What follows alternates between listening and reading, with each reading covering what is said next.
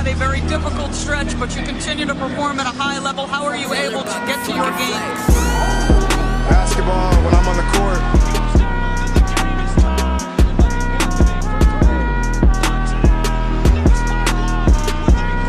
Rebecca, in the future, when you interview me, can you please take off your damn heels? He said, I'll present you, provided you let me wear your heels. We'll save that for later.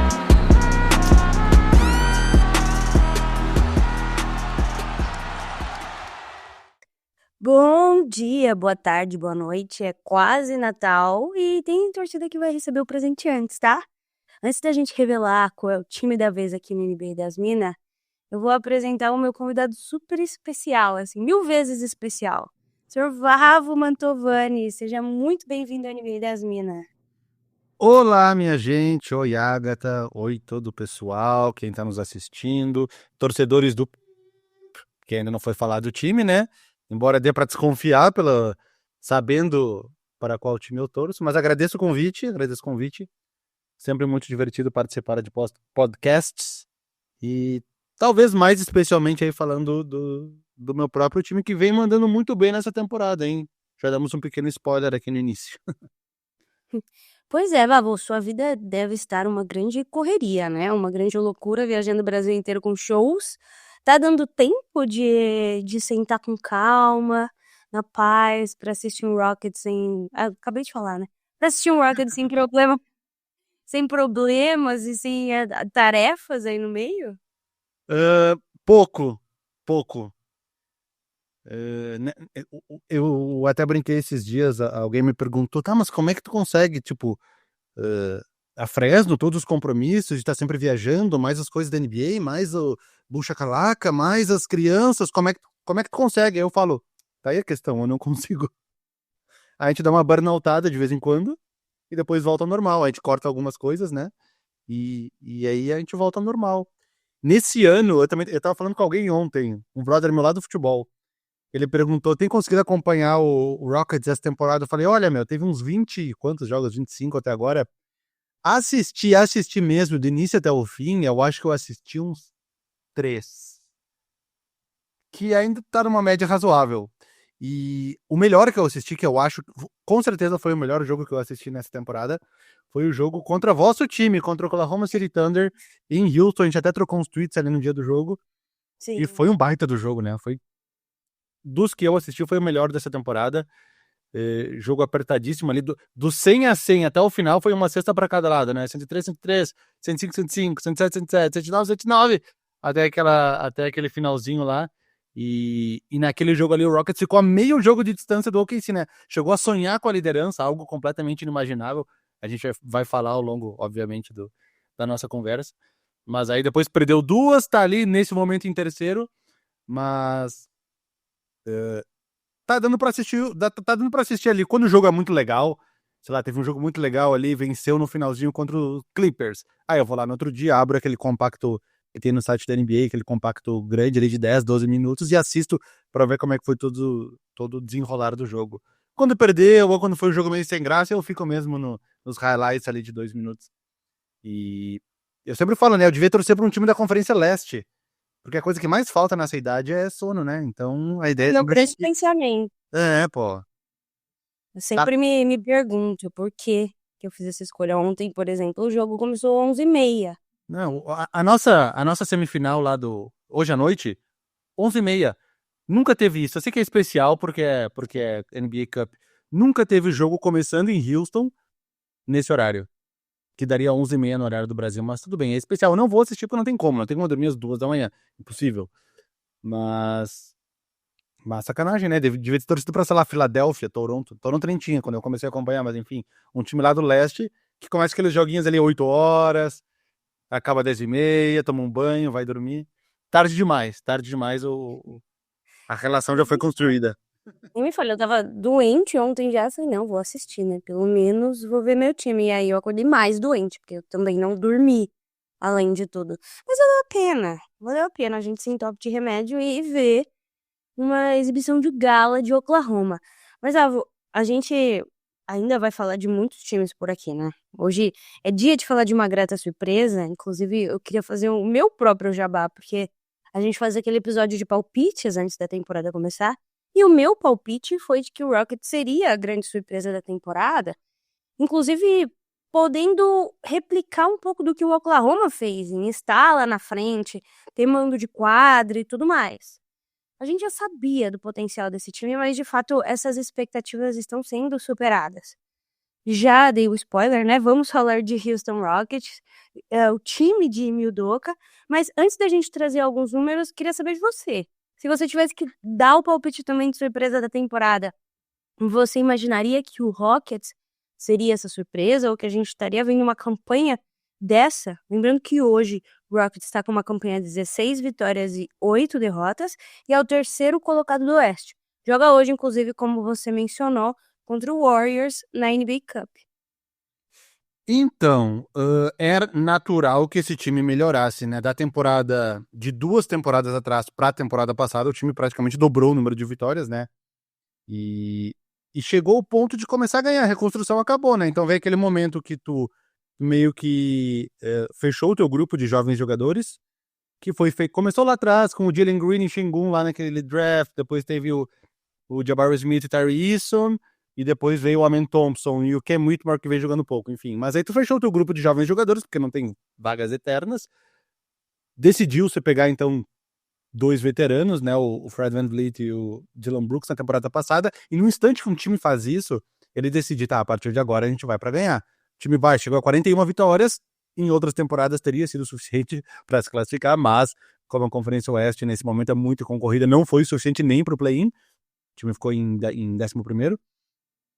Mas a gente sabia que para essa temporada era só crescimento, né? Tu tem 2 caras mais estabilizados, VanVleet e Dillon Brooks, que não vão melhorar, porque já chegaram, no ápice da carreira deles, mas também não estão no ponto onde eles vão piorar. Então, nisso o time estava estabilizado. E todos os outros jogadores estão evoluindo, né? Então a gente imaginava, que nem tu falou, quando o OKC foi montado, foi um trabalho muito bem feito, com boas escolhas, praticamente nenhuma escolha errada no draft. O Rockets teve isso também, praticamente nenhuma escolha errada. Dessas 6 que eu citei, se a gente somar o Rich Shepard, né, que caiu no colo, uma terceira escolha nessa temporada quando ninguém esperava mais, porque veio de Brooklyn, o time veio sendo montado com escolhas bem feitas, né? Eu acho que isso é o mais importante. A gente viu outros times, o próprio Philadelphia, que teve tantas escolhas altas, Joel Embiid, do Ben Simmons até a página 2, e as outras 5, 6 escolhas altas, nenhuma deu certo. Markel Fultz, Jahlil Okafor, e, enfim, todos os caras que eles acabaram Falando agora, né? Depois de anos e anos. Entendeu? E aí, o Rockets, tanto o Thunder quanto o Rockets fizeram muito bem essas escolhas. Então se imaginava o Rockets evoluindo, sim, isso eu imaginava. Ter chegado na segunda colocação, beliscando a primeira colocação tão cedo assim, foi meio surpreendente.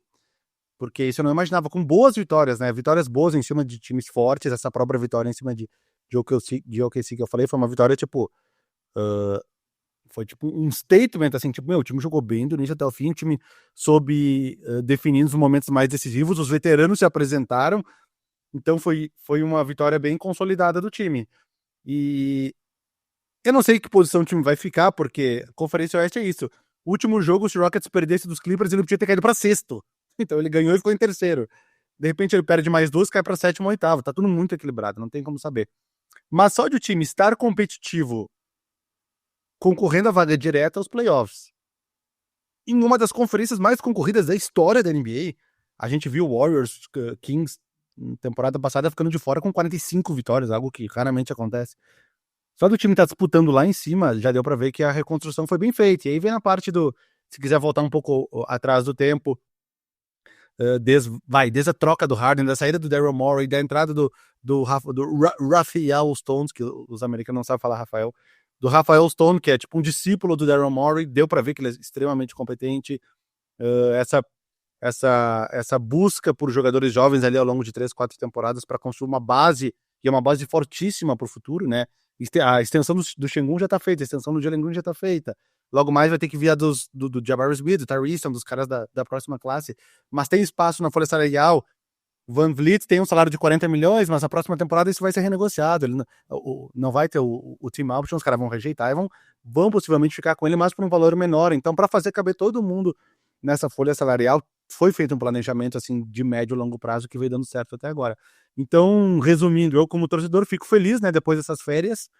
Eu brinco que toda aquela era James Harden foi muito desgastante, né? Foi muito desgastante. E sempre ali chegando no final e perdendo o jogo, e lesionando um jogador, e caindo nos Warriors sempre, porque não tinha como ganhar dos caras.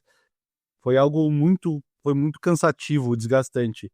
E aí, quando o Harden saiu, veio aquele momento do Steven Silas, que foram 3 anos perdendo tudo, mas que deu pra dar uma respirada. É bom de vez em quando, né? Rockets nunca teve férias. Rockets nunca tancou, desde que eu nasci, desde o Hakeem Olajuwon, o time nunca tancou, tá sempre ali brigando. Então foi bom ter uns 3 aninhos de férias, e agora a gente volta aí com energias renovadas pra passar pelos nervosismos de times que disputam lá a parte de cima da tabela. Os últimos 10 anos foram bastante difíceis para qualquer pessoa que torce para um time da Conferência Leste que não seja Golden State Warriors, né? Mas estamos vivos e graças a todos esses percalços conseguimos fazer um bom rebuild. Mas bom, vamos a alguns números do Rockets só para a gente ter uma base. Ano passado, a campanha foi de 41 vitórias e 41 derrotas. O time terminou em 11º, inclusive brigou um período para ir pro play-in e tudo mais. Mas agora é o 3º colocado no Oeste e o time tem uma média de 113 pontos por jogo e sendo o 13º ataque da liga. Lidera a NBA em rebotes por jogo com quase 50 e também chegou a ter uma marca de mais rebotes em uma partida na temporada com 66. Tem média de 22 assistências por jogo e ocupa a 3ª colocação quando o assunto é ceder pontos ao adversário.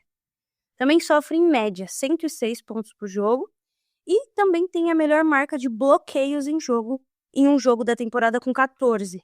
É o time com a 2ª melhor média de pontos em contra-ataque, com 18, e de pontos de segunda chance, com 17,4. O Rockets ainda tem o 2º defensive rating da NBA, com 101,6, somente atrás de Oklahoma City Thunder. Hoje, Vavo, o Rockets está atrás do OKC e do Memphis, em termos de recorde, né? Olhando friamente as estatísticas gerais do time, você consegue ver algo que pode ser explorado pelo Doka, pela diretoria, até a trade deadline, para extrair o que essa equipe pode oferecer. Porque, assim, olhando para esses números, a gente vê uma defesa esmagadora, né? De fato, esse Rockets tem o 2º melhor defensive rating da NBA. Mas quando a gente olha pro ataque, apesar de existirem peças muito importantes dentro dessa equipe, é apenas o 18º melhor. Acho que o Oklahoma dá para fazer uma comparação porque a gente também está com um ataque deficitário. Mas nesse balaio a gente tem algumas lesões, né? O pessoal voltando agora e tudo mais. O Rockets não. Tem seu time ali praticamente completo e suas grandes estrelas, em tese, que são as que devem pontuar, fazendo o que podem. Você tem um jogador em mente para essa trade deadline? Eu não acredito que o Rockets vai fazer nada muito agressivo nessa trade deadline, porque o plano que eles montaram já da temporada 2021 para cá, ele vem dando certo. A não ser que surja alguma oportunidade, sei lá, o Giannis quer sair de Milwaukee, os caras não têm nenhum pacote, tu vai ter que dar tô inventando aqui, um Jabari Smith, 2 escolhas de rodada, e tu fala, opa, caiu no meu colo, então eu vou pegar essa oportunidade. A não ser que aconteça algo assim, e acho que não vai... Aí eu não tô nem falando de trade deadline, né? Seria mais algo pra próxima off-season. Mas eu acho que o Rockets não vai agressivo não nessa trade deadline. Ele não tem muitos contratos também inspirantes que possam interessar alguém queira absorver em troca de alguma coisa. Então eu imagino que o projeto dessa temporada o martelo esteja bem batido, que seja manter esse grupo que sozinho tá tendo uma evolução absurda, que nem eu falei, 2 temporadas atrás foram 20 e poucas vitórias, 23 se não me engano, 41 na temporada passada, 41, e nessa tu tá botando 2 vitórias pra cada derrota, que seria, uma campanha de umas 53, 54 vitórias se mantiver esse ritmo. Seria uma evolução de mais 12 ou 13 em relação à temporada passada, com os mesmos jogadores, né? Literalmente os mesmos, porque a única diferença na rotação é que o Terry Eason tava muito machucado e agora tá jogando. Fora isso, só aquelas peças mais pro final do banco de diferente. Então é o grupo que soube se entender, cada um tá aprendendo o seu papel, e a gente pode voltar, quando tu fala em ter uma das melhores defesas da liga, né? Voltando à era Steven Silas. Por que ele foi contratado para ser o treinador?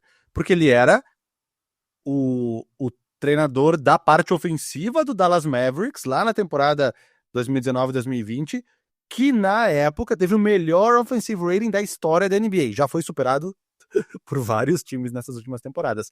Mas na época era o melhor ataque da história da NBA. E aí o Rockets foi lá, pegou o cara para ser o treinador, porque até então ele teria o James Harden e outros jogadores, John Wall, aquele time lá, né, que era para ser Harden, John Wall, Christian Wood e o Gary Gordon, PJ Tucker, enfim. Harden saiu no início. Saída do Westbrook, né? Pós saída do Westbrook, da chegada do John Wall. Não deu certo, o Harden saiu fora e o cara acabou, um cara que foi contratado para fazer uma coisa, tipo, definir o ataque, controlar aquele ataque, né? O cara acabou fazendo parte de uma reconstrução para qual ele nem tinha ideia que ele viria fazer. E nesse período a defesa do time era deplorável, né? Deplorável. Um monte de jogadores jovens sem nenhuma responsabilidade. E aí eu queria fazer o gancho, né? Um cara como o Jalen Green, que foi lá, segunda escolha no draft, uma força ofensiva. Tu coloca esse cara num time que não tem nenhuma responsabilidade de ganhar, declarada, tipo, o time tá lá pra não se classificar. Aí o cara vai arremessar de qualquer lado, vai arremessar desequilibrado, vai arremessar de um pé só, vai infiltrar. E vai ter esse aproveitamento ruim que ele teve no início da carreira dele. Aproveitamento de field goals baixíssimo. Por quê? Porque ele arremessava a bola que ele não deveria arremessar. Na medida que esse time vai se transformando num time sólido, com uma base defensiva forte, aí vem a entrada do Ime Udoka, contratado ali, escolhido a dedo para assumir essa função, porque é um cara que já tinha um histórico, tinha sido treinador do Celtics naquela temporada, até ser dispensado naquela confusão, mas é um cara que já tinha um histórico de assistente técnico, sempre trabalhando bem a parte defensiva de todos os times que ele passou. Então tinha um objetivo, lógico, né? Tinha um interesse que era arrumar essa parte defensiva. Tu draftou um Jabari Smith, que é um cara que é um team player total. Eu acho ele tá subestimado nessa questão, porque é um cara que joga pro time desde o primeiro dia que ele pisou no primeiro jogo dele, com 19 anos de idade, naquela primeira temporada dele, marcando o principal. Agora tem o Dillon Brooks para dividir essas responsabilidades, mas era marcando o principal jogador do time adversário, que por tabela faz com que o cara não chegue tão presente na parte ofensiva, que consequentemente os números dele não impressionam tanto. Que é um cara que arremessa menos, vai arremessar umas bolas mais difíceis, vai estar um pouco mais cansado na hora do ataque, e é um cara que sacrificou a parte individual em prol da parte coletiva. E nesse ano agora, com esse time mais ajustado, a gente consegue ver um outro jogador, né? Um cara que protege melhor o aro, um cara que tá melhorando o aproveitamento nas bolas de 3, agora deve estar o quê? Na casa de uns 35, 36%, que é a média da liga, que é o mínimo que se espera de um cara que faça esse 3&D. Então é isso, a solidez defensiva faz com que os outros jogadores se destaquem mais. Jalen Green, da pós-All-Star Game até o final da temporada passada, era um cara que teria sido um All-Star se tivesse um All-Star no final da temporada. Porque o cara jogou muito, o cara foi jogador da semana, deveria ter sido jogador do mês naquela sequência de sei lá quantas vitórias do Rockets, acabou sendo meio escondido ali pelas atuações do Luka Doncic, mas é um cara que vinha muito bem, teve uma pequena queda no início dessa temporada, mas já tá voltando agora.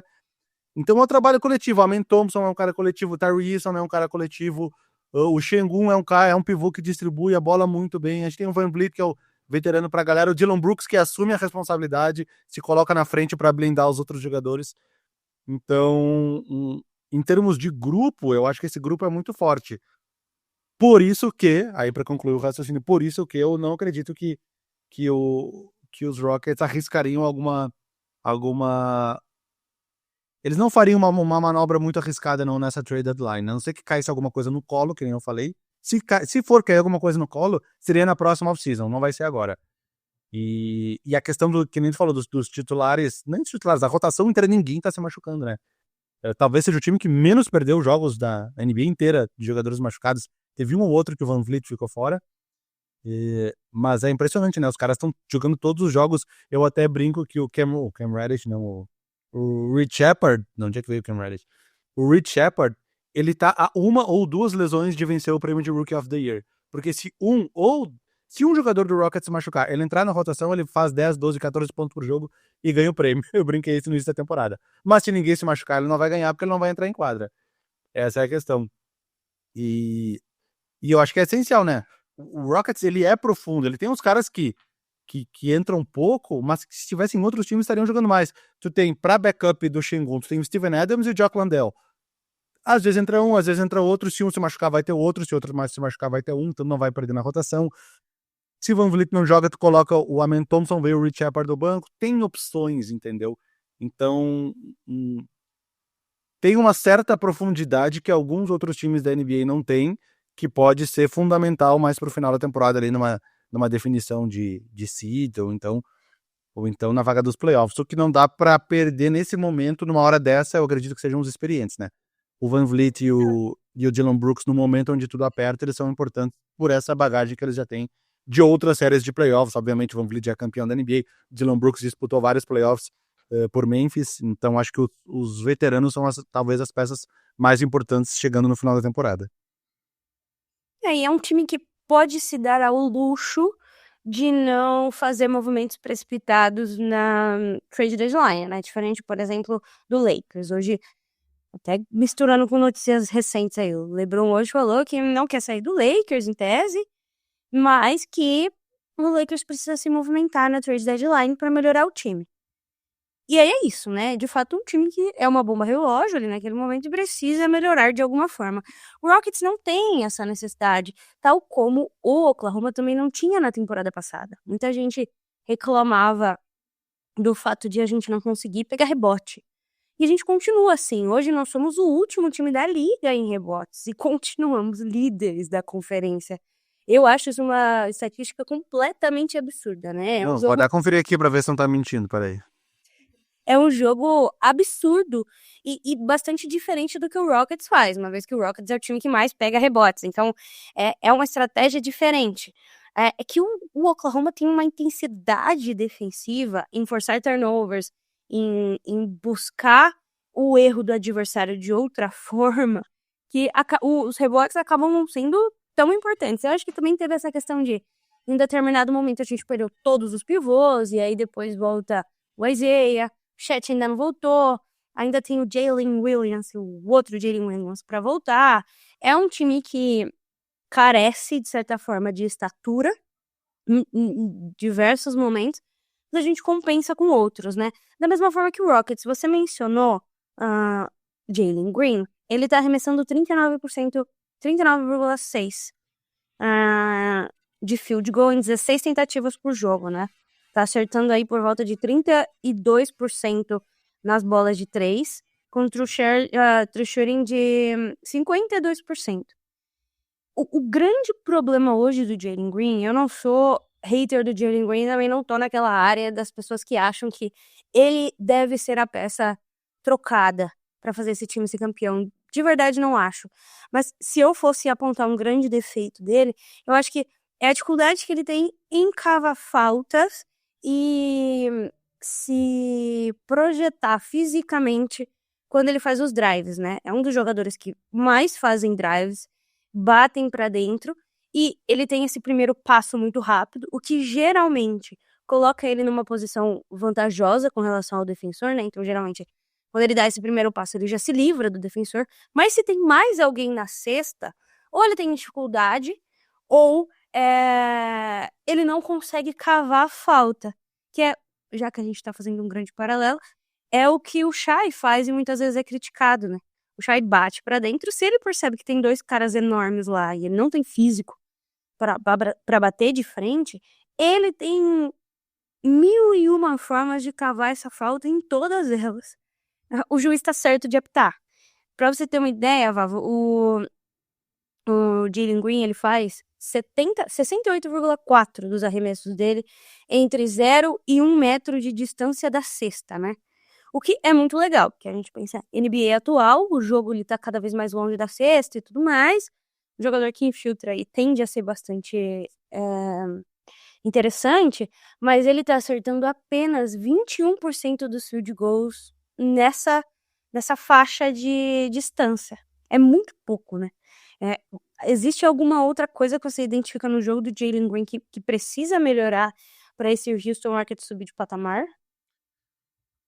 Eu acho que é a questão de ele se encaixar no time que é algo que vem sendo feito, é ele saber exatamente qual é o papel dele. Que nem eu falei, na segunda metade da temporada passada, pós All-Star Game, ele foi um All-Star.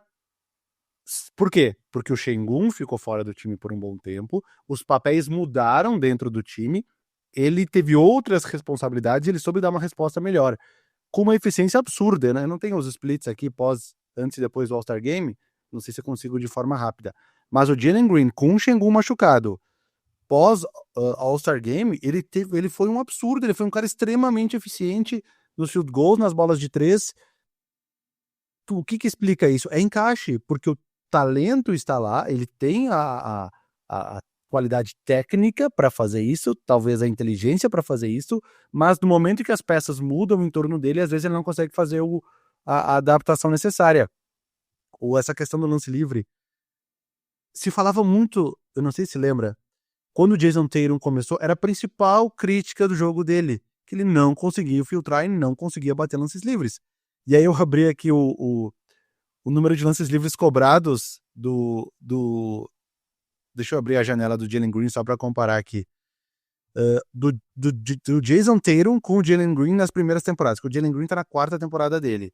Então ele cobrou 3.5, 6.1, 4.3, 4.5 de média por jogo, que deveria ser um número mais alto para quem joga do jeito que ele faz e tem todas essas características físicas. O Jason Tatum, 3.2, 2.9 na segunda temporada, jogando 31 minutos, 4.7, 5.3, ou seja, e hoje ele chegou a cobrar 8.4, 7.6, ele aprendeu a utilizar isso em favor dele, aprendeu a infiltrar melhor, ele foi descobrindo com o passar dos anos, e também ele foi entendendo o papel no time dele, porque ele teve de companheiro, teve Kyrie Irving, com Gordon Hayward, com Jaylen Brown, aí Kemba Walker, aí Al Horford, então foi uma mudança toda que aconteceu em torno dele ali, Marcus Smart, Drew Holiday, Malcolm Brogdon e Porzingis, e, enfim, foi mudando tudo em torno dele, e ele teve que aprender a se colocar na posição dele do jeito que ele joga. E hoje ele é aí um dos 10 melhores jogadores da NBA, campeão da NBA, com um papel extremamente relevante, apesar de não ter levado o prêmio, mas sendo ali o principal jogador do time em todas as séries dos playoffs, foi um cara que aprendeu com o tempo. E quando a galera se mostra preocupada com o Jalen Green, eu não tô preocupado. Sério, eu nunca estive preocupado com ele. Eu não tô preocupado com o Jabari Smith, porque quando ele vai lá e faz um jogo de 4 pontos e 2 rebotes, 30 comentários de torcedor nos posts dizendo que ele tem que ser trocado, que ele é um bust. Mas, cara, ele fez 4 pontos porque ele chutou 2 de 3, não é porque ele chutou 2 de 14, entendeu? Porque ele faz o papel dele no time. E eu acredito que com o passar dos anos, cada um desses jogadores ele vai entender melhor o papel dele. O Jalen Green eu acredito que tem um pouquinho mais de dificuldade nisso. Eu acho que o Amen Thompson entende melhor o papel dele já na segunda temporada, um Tyrese Easton na terceira, voltando agora de lesão, entende o papel dele um pouco melhor. E o Jalen Green também, essa parada do aproveitamento de arremesso e tudo mais, tudo é muito relativo, cara, tudo é muito relativo. É aquela coisa, vai estar a posse de bola faltando 5 segundos, tá com a bola na mão do Jalen Green. Aí é óbvio que no longo prazo o aproveitamento dele vai diminuir, porque ele vai ter que fazer uns arremessos malucos no final da posse de bola. E todo jogo ele faz uns 4 desses, o que já é o suficiente para, se ele fosse chutar 45%, cai para 40% do aproveitamento dele, por causa dessas bolas assim, meio que largam na mão dele. Mas tem um lado bom, que a galera sente ali, que ali tem um talento, um cara que pode resolver numa situação como essa. Então, cara, o Jalen Green não me preocupa. Eu nunca acreditei que ele ia ser trocado quando cogitaram na temporada, antes da metade da temporada passada, antes da trade deadline, que iam enviar ele no pacote pelo Mikal Bridges junto com as piques do Nets de volta. Eu nunca acreditei. Eu falei, isso não é verdade. Os caras não vão fazer isso. Não existe nenhuma chance dos caras fazer isso. Não cai nessa pilha. Alguém inventou essa notícia. Eles jamais fariam isso, cara. Jamais fariam isso. O potencial tá lá, é uma questão de lapidar. É lapidar e montar em torno do time. A gente tá numa era de muito ego, de muito cara que quer aparecer, que quer fazer triple-double, que quer postar foto bonita na rede social, que quer fazer highlight. E às vezes é difícil pegar um cara, a gente esquece que o cara tem 22 anos. 22? Deve ter uns 22. 23 já não. Quase 23. Um cara que tem quase 23 anos, às vezes é difícil tirar ele desse cenário e colocar de volta à terra e falar, não, cara, tu tem uma função no time, nós somos 5 jogadores. Tu mesmo falou agora as médias, não chegou a falar a média de pontos dos jogadores. Ele é o cestinha do time, mas ninguém faz mais de 20. O Rockets vai ficar em não pode ficar em segundo, chegar no All-Star Game, sei lá, em segundo lugar, em terceiro lugar, e não vai botar nenhum All-Star, porque não tem vaga. Porque é um time coletivo, não é um time que depende de um jogador só. O Jabari Smith com 11 pontos não tá nem entre os 5 cestinhas, ele é o sexto cestinha. Então, mesmo sendo um cara que tá evoluindo, que tá tendo um aproveitamento bem melhor. Então, acho que o negócio é a força coletiva. E nesse coletivo, cada jogador precisa entender melhor o papel dele. E eu acredito que o Jalen Green vai fazer isso. Não é algo que me preocupa daqui pra frente. Ele tá com números excelentes defensivamente, né? Ele tá com. Eu sou horrível de falar número ordinal, mas ele é o 16º melhor defensor de toda a NBA por hora, e ele tá com uma média. O Jalen Green. Jalen Green. Isso, e ele tá com uma média de 1 roubo de bola por jogo pela primeira vez na carreira, inclusive, né? O Rockets, o Ime Udoka ganhou técnico do mês de novembro, e nesse período de novembro, inclusive, o Rockets teve o melhor defensive rating da NBA, melhor inclusive do que o do Oklahoma, mas continua mal ofensivamente, foi o 21º. É aquela coisa que se balanceia, né? No final das contas, se você tem uma baita de uma defesa, você só precisa fazer o suficiente pra vencer. Mas eu queria falar de Amin Thompson, Vavo, porque ele é jovem, ele acabou de chegar na NBA, mas eu vejo jogos e vejo muita gente falando sobre como talvez ele já seja, ou sei lá, o melhor defensor de perímetro da liga, assim. E vai também para defender o aro. Ele tá com uma média de 1,3 roubos de bola em 27 minutos por jogo. E é completamente absurdo, né? A gente já percebeu que ele é muito melhor que o irmão dele, isso não é segredo. Mas eu acho que talvez ele seja esse elo que faltava, né? Pra colocar o Houston Rockets num outro patamar. E tem muito ofensivamente também pra evoluir nesse cenário, né? E o bom dele é que ele é versátil, cara. Pensa que quando ele foi draftado como armador, né? O irmão dele era classificado como small forward ou power forward, e o Amin Thompson era point guard no draft. Ele foi draftado como armador principal, só que ele não vem fazendo essa função, né? Ele vem jogando como quando ele entra. Ele chegou até a começar no lugar do Van Vliet recentemente, mas ele veio mais essa função de ala mesmo. E ele é versátil. Qual era o grande problema? Ele é atlético, ele é exime reboteiro, ele é alto para a função que ele faz, infiltra bem, marca múltiplas posições, defende bem no perímetro, defende muito bem no perímetro, defende bem dentro do garrafão.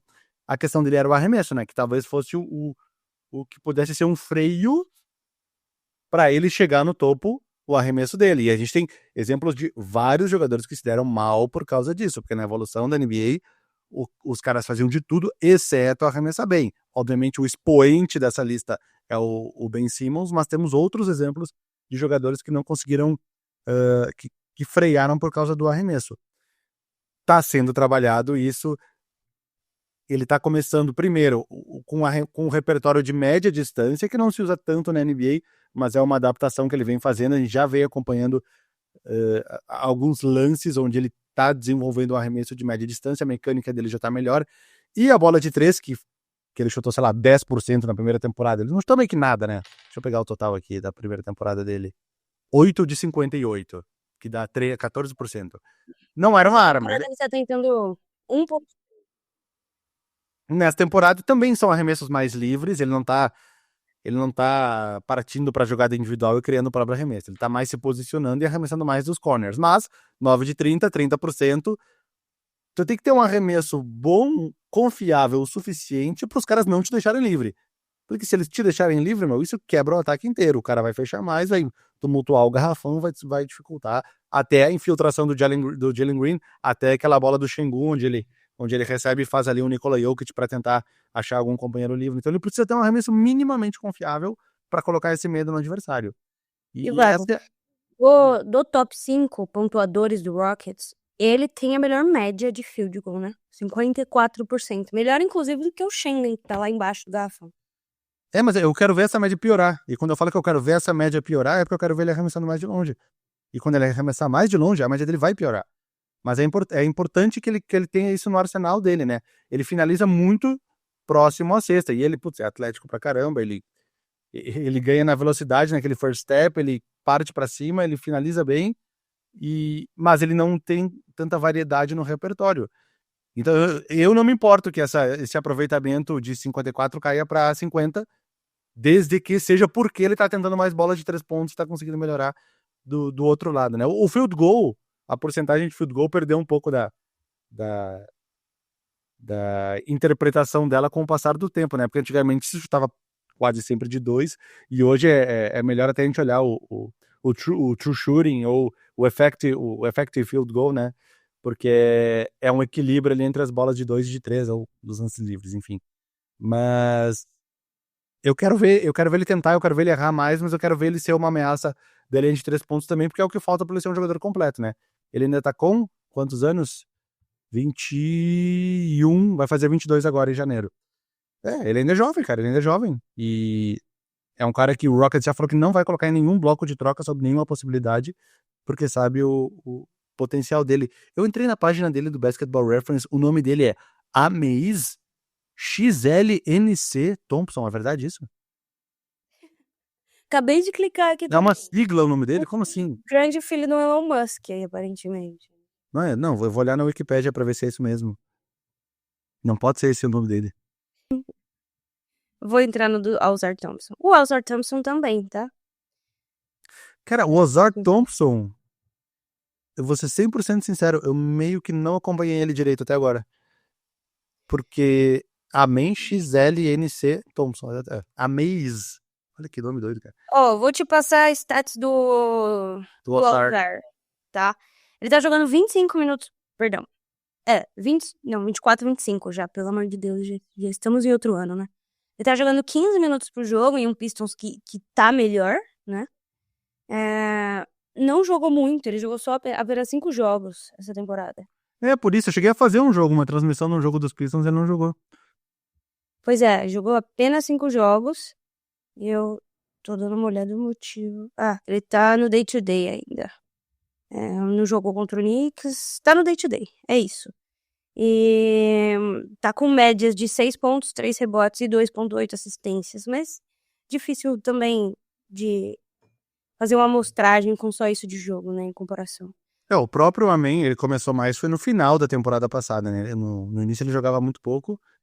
E se não me engano, foi no penúltimo ou no último jogo ele conseguiu até um triplo-duplo. Quando o Rockets já estava eliminado, ele jogou uma minutagem um pouquinho mais alta. Exatamente, no último jogo da temporada passada, ele conseguiu um triplo-duplo aqui. Que é que eu cliquei pra ver aqui. Contra os Clippers, 18 pontos, 11 rebotes, 10 assistências. Ele teve mais minutagem mais pro final, né? No início ele ficou muito tempo inativo ou jogando poucos minutos. Mas é isso, é cara que tem o que evoluir, ele tem o que evoluir. Isso é o mais importante para um time que quer vencer daqui a 2, 3, 4 anos. Tu tem um Amen que tem onde evoluir, um Tari Eason que tem onde evoluir, Jabari Smith, Jalen Green, Sengun, Rich Shepard. É muito jogador que tem para onde crescer, né? E eu acho que é o mesmo caso de Oklahoma também, né? Muitos jogadores que tem para onde crescer e alguns veteranos mais estabilizados na liga. O que me faz parecer que eles talvez junto com... Não sei, até fica difícil chutar um time de características parecidas porque não tem. Mas que é um monte de jovens jogadores que tem capacidade de ficar melhores ainda e que já tá brigando pela parte de cima da tabela antes mesmo deles chegarem no auge deles. O Oklahoma praticamente nem tem veterano, né? É uma grande loucura o que fizeram com esse time.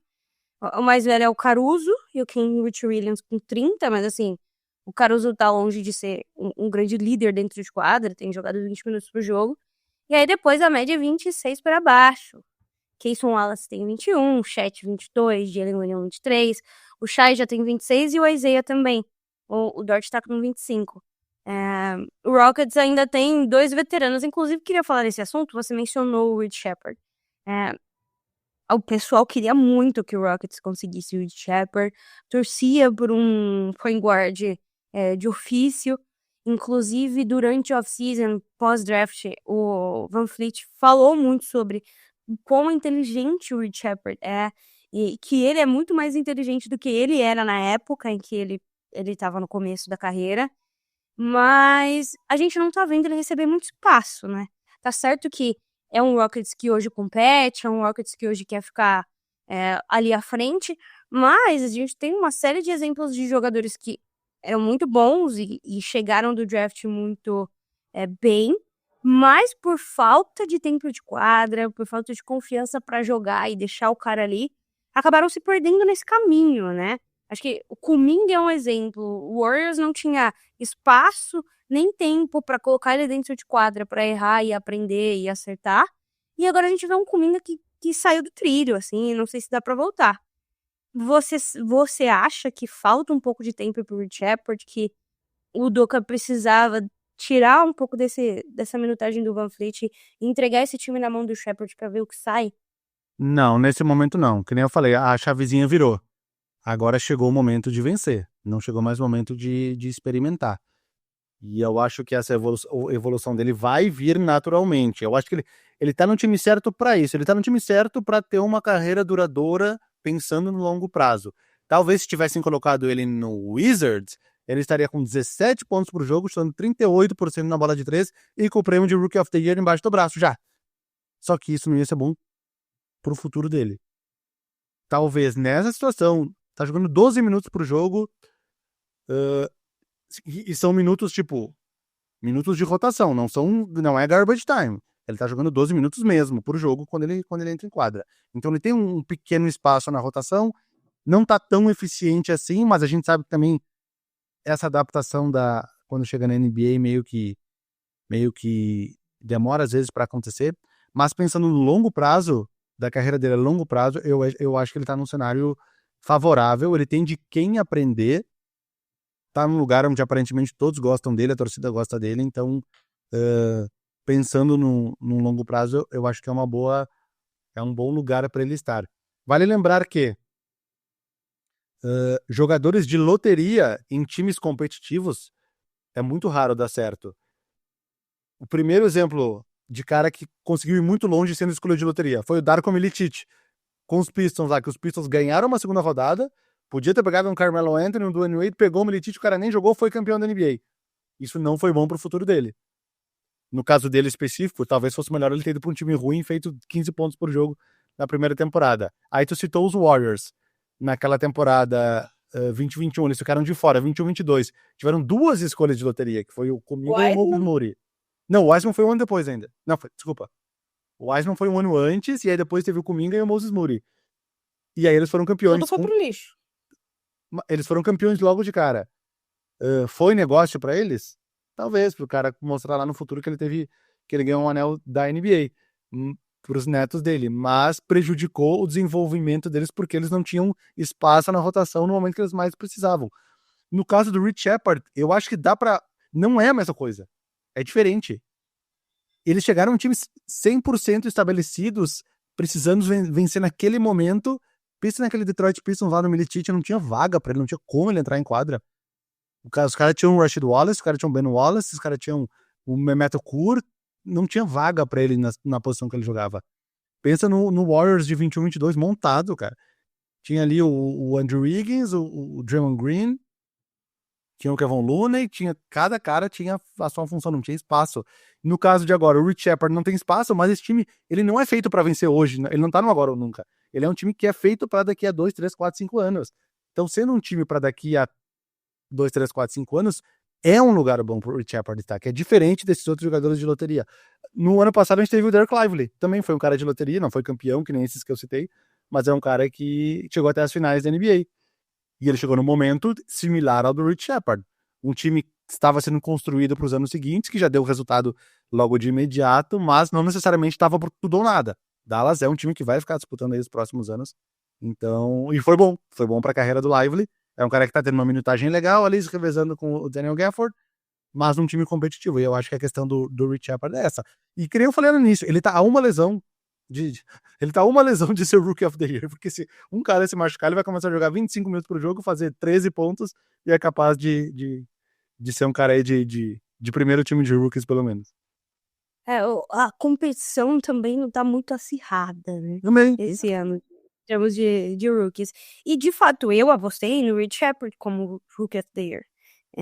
A gente tem, obviamente, por enquanto, deve ser o Jared McCain, tá com 15,8 pontos, 2 rebotes e 2 assistências. Jogando bem, jogando bastante em Filadélfia, mas Filadélfia tá aquela coisa, né? O exemplo que eu citei era isso. Quando eu falo que o Rich Shepard tava uma lesão de ser Rookie of the Year, foi o que aconteceu com o Jared McCain. 2, 3, 4, 5 se machucaram, o cara entrou e faz 15 pontos por jogo, vai ganhar o prêmio, entendeu? Pois é, pois é. Mas não sei se é bom pro longo prazo dele, entendeu? Numa classe em que a competição não é tão ferrenha, acaba ficando um pouco mais fácil. Pega um Mas exemplo eu similar, gostei. não só pra finalizar. Eric Pascal, lembra dele no Warriors? Sim. 15, 16, 17 pontos por jogo, primeiro time de rookies. Nossa, esse cara vai... Foi nada, não foi nada. O cara foi jogado ali porque tinha um monte de cara lesionado, o cara foi titular ali na temporada de rookie, fez seus quase 20 pontos por jogo, foi pro primeiro time de rookies e 3 temporadas depois já tá fora da NBA. Não tô falando que vai acontecer isso com o Jared McCain, mas eu vejo uma similaridade de um cara que foi colocado ali às pressas e acabou dando uma resposta rápida boa. Vavo, tem mais algum tópico que você gostaria de abordar acerca de Houston Rockets? Pra gente ir finalizando? Não sei. Tem mais alguma pergunta? A gente não falou do Sengun praticamente nada. Vamos falar de Sengun, então, porque ele tá com um field goal, assim, não quero dizer baixo, mas pra quem joga muito perto do aro, poderia ser melhor, né? Menos de 50%. Ele é boa parte do motivo pelo qual o Rockets teve uma excelente defesa, a melhor defesa do mês passado, mas também de 0 a 1 metro da cesta, assim como o Jalen Green, ele tá acertando 57% por enquanto. Isso é uma baixa da temporada passada para essa de mais de 10%. E me preocupa um pouco, assim, no sentido ofensivo, no desenvolvimento ofensivo. Um time que é muito bem defensivamente acaba não tomando cuidado nesse sentido de evoluir os jogadores dessa maneira, né? Te preocupa de alguma forma o Sengun? Eu sou completamente fã, inclusive de nada, né? Porque foi o Oklahoma que possibilitou, a gente ficou com pouco Sevski para que vocês pudessem ter Sengun. Dessa eu nunca me recuperarei. E ele tem um potencial. Aí, ó, quem disse que o Thunder nunca errou no draft? Aí, ó. Pois é, está lá. E assim, o outro erro em tese que a gente teve, Josh Giddey nos resultou em Caruso, então no fim das contas tudo dá certo. Mas o Sengun tem um potencial de mimicar, talvez, de certa forma, Nikola Jokic, né? É um jogo parecido em algumas escalas. Você vê algum problema atual no Sengun? O Mesa e o Furu me perguntaram quando eu gravei com eles um mês atrás, Jalen Green ou Sengun? Eu falei, cara, são coisas diferentes, ele tem que escolher um. Eu falei Jalen Green. Mas só justificando a minha escolha, ele tem características muito, muito únicas, que são as características parecidas com a do Nikola Jokic, que é a questão da visão de jogo. Não tem um físico tão apurado, mas tem visão de jogo. Tem o finish, né? A finalização perto da cesta. Ele é bom, apesar dos números às vezes não dizerem tanto isso, mas é um cara que finaliza bem ali embaixo, que tem um bom jogo de pés. É um cara do basquete europeu que jogou profissionalmente antes de vir para a NBA, e aí são características de outros jogadores também, Luka Doncic principalmente, mas é um cara que já chega meio, entre aspas, pronto, já com vícios do basquete europeu, e que é mais um que tem que passar por uma adaptação.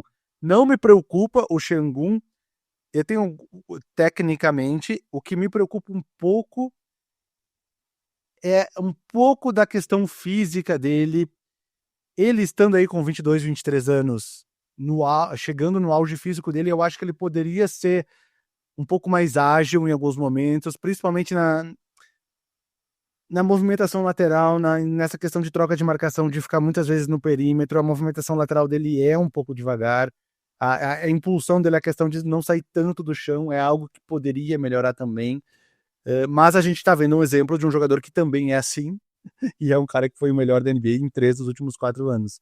E o que faz a gente pensar diferente, tipo, será que o errado sou eu? Será que esse é o certo? Eu acho que ele tem algumas limitações que talvez coloquem o teto dele um pouco mais baixo, mas ele ainda tá muito acima da média. Ele ainda tá muito acima da média de um pivô necessário para um time ser campeão. Então, o que faz com que eu também não me preocupe com isso.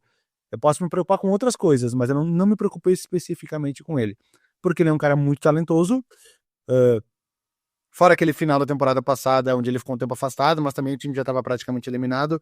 Não teve lesões muito sérias e me parece um cara bem duradouro. assim como o Nikola Jokic, que também dificilmente fica fora. Teve uma certa evolução nessa temporada, que nem tu falou, na parte defensiva, e quando o cara tem um desgaste maior na parte defensiva, é natural que ele... O cobertor curto, né? Tu puxa de um lado e se cobra de um lado e os pés ficam de fora do outro. Então, aí na parte ofensiva, às vezes o cara chega um pouquinho mais cansado, às vezes o cara tem mais responsabilidade defensiva, não consegue entregar tanto no ataque. Eu acho que é mais uma questão de ajuste.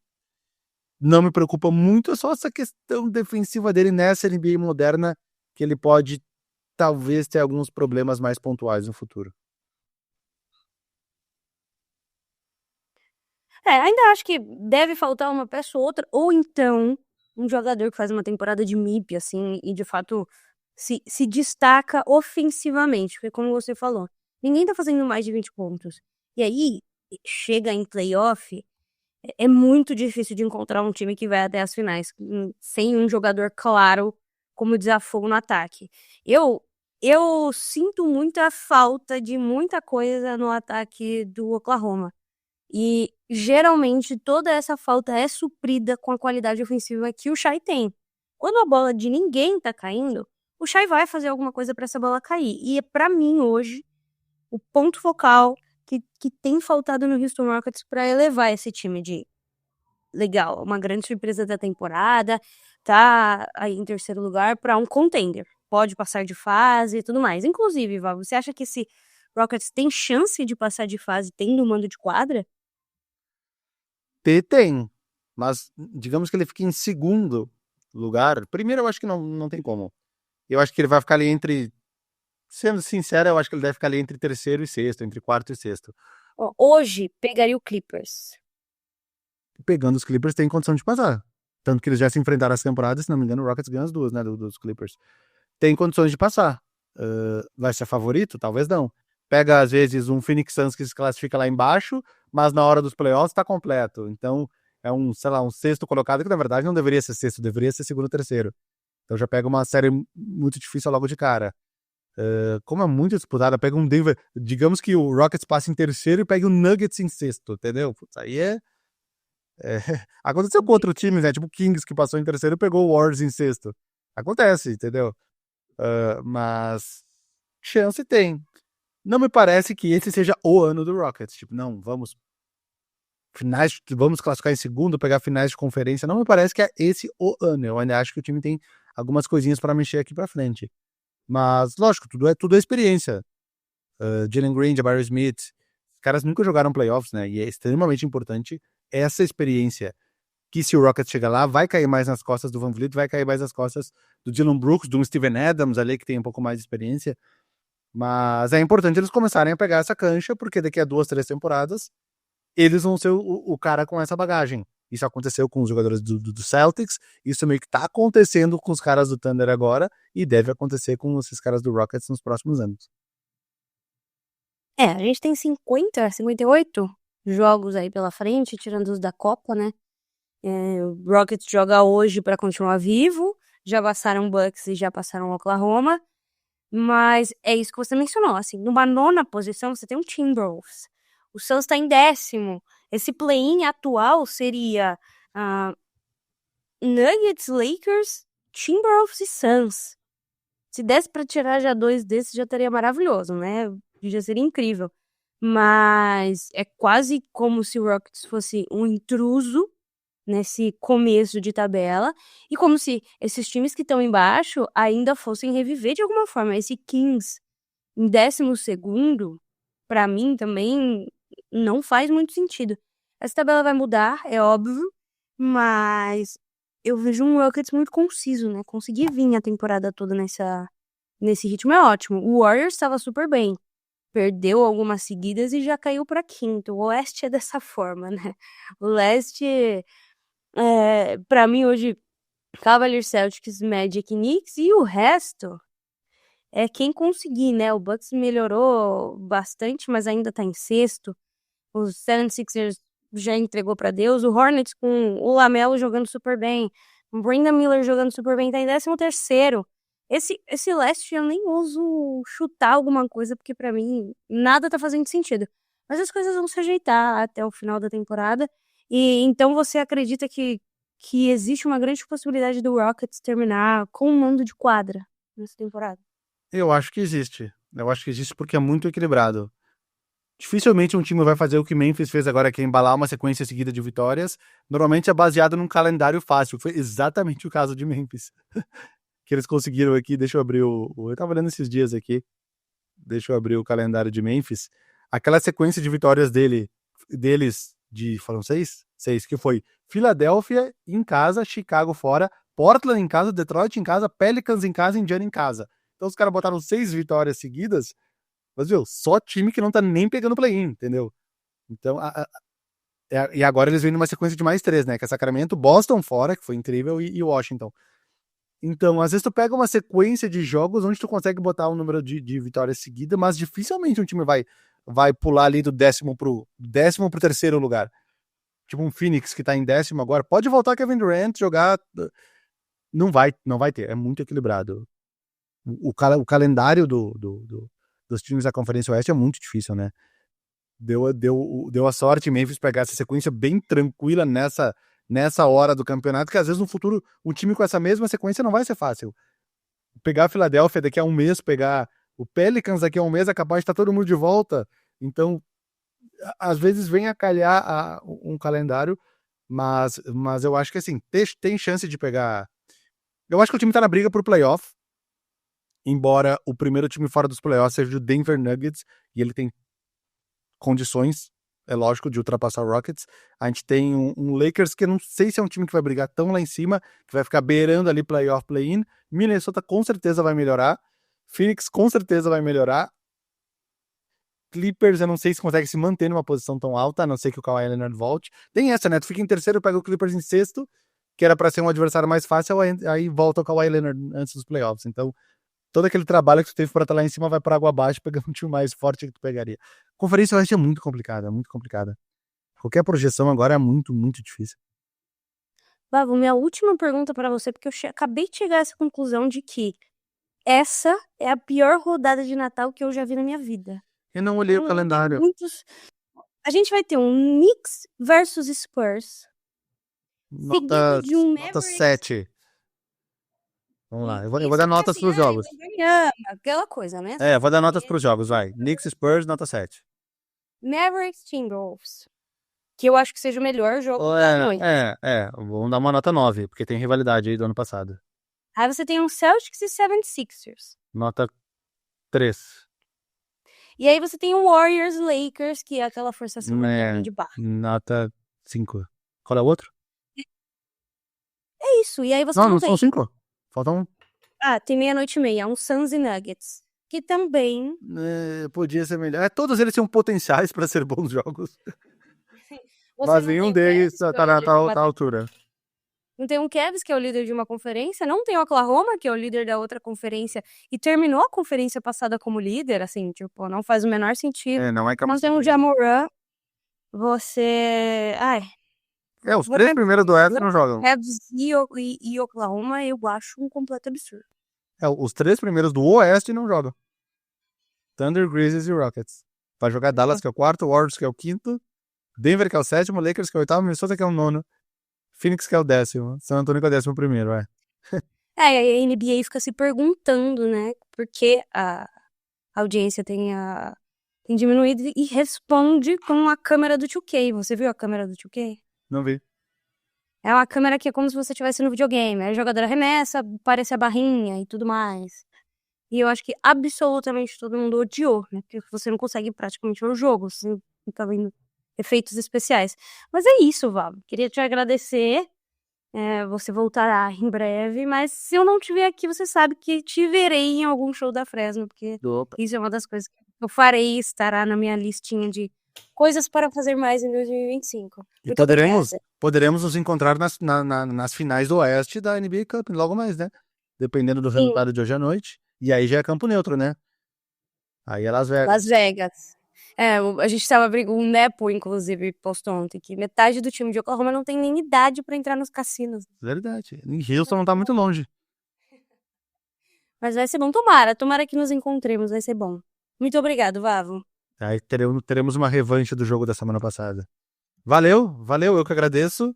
Sempre bom poder falar um pouquinho aqui sobre a NBA, sobre o Rockets, e ficamos no aguardo aí dessa sequência da temporada que tem tudo para ser muito boa para ambos os nossos times. Abraço. Tchau, pessoal. A gente volta semana que vem pra falar dessa rodada. Vixe, carro. Olha só. Peraí.